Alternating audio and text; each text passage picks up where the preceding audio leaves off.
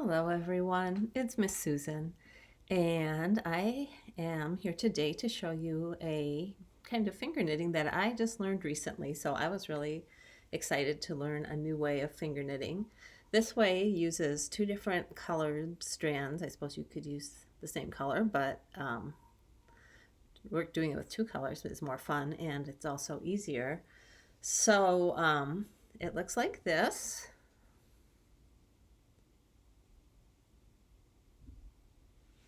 And mine is nice and long already.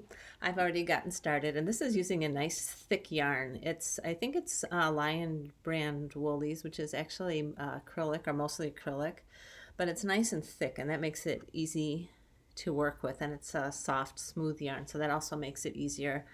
Now, when I'm teaching children or adults how to do finger knitting or even regular knitting, I often will start it for them, and so then that way um, I can't do it for you, I'm so sorry, but that way they can learn and get to the fun part and then learn the beginning afterwards. So I'm going to do that now. I'm going to show you how to do this, and then afterwards I will show you how to start. So I've got my little green loop here. I'm going to poke my fingers through and pull up the blue, and then I'm going to pull on the end. And now I'm going to do the same thing. I have the blue loop, and I'm going to take the green, and I'm going to pull the blue down, and that's it. So you just keep switching colors, and you pull the one through in the loop and pull the other color. So I've got the blue now. I'm going to grab the green and pull on the blue. Then I'm going to grab the blue and pull on the green. And of course you can always make your loops bigger or smaller. I'll show you a couple more and then I'll show you how to start.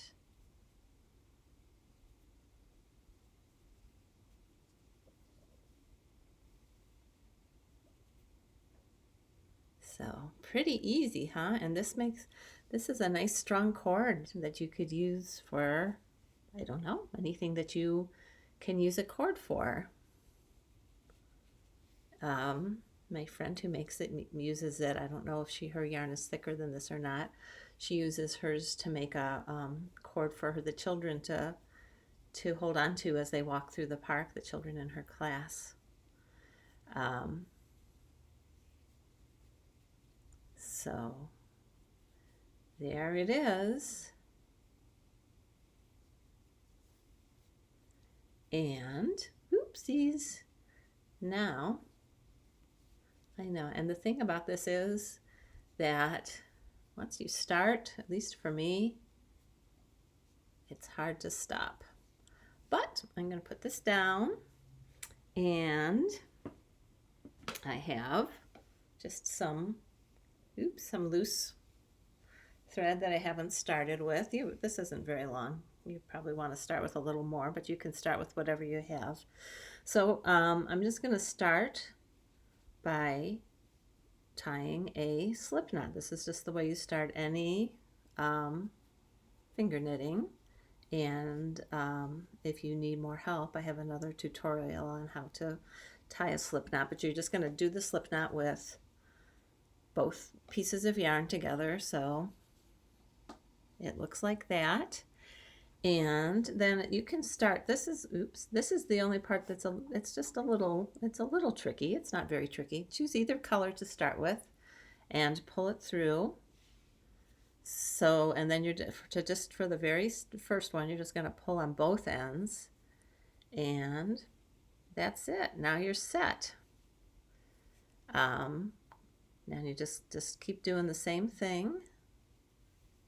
And they don't quite look so cool at the beginning, but as you go on, they'll look better. And then, here, let me show you on my other one. Let me show you how to end, and then you will know everything that there is to know. So this ends actually just the same way that you end any other finger knitting. So you pull your last stitch through. So I'm going to do that, and then you cut it, pull out the end, so you've got an end there, and then I'm going to cut the blue to be about the same length, and then I don't think it's not going to pull out. You can just tighten it, but I think I'm going to just tie a little knot in the end, just because I think it will look nicer that way. So there you have it. A beautiful necklace, or whatever you want it to be.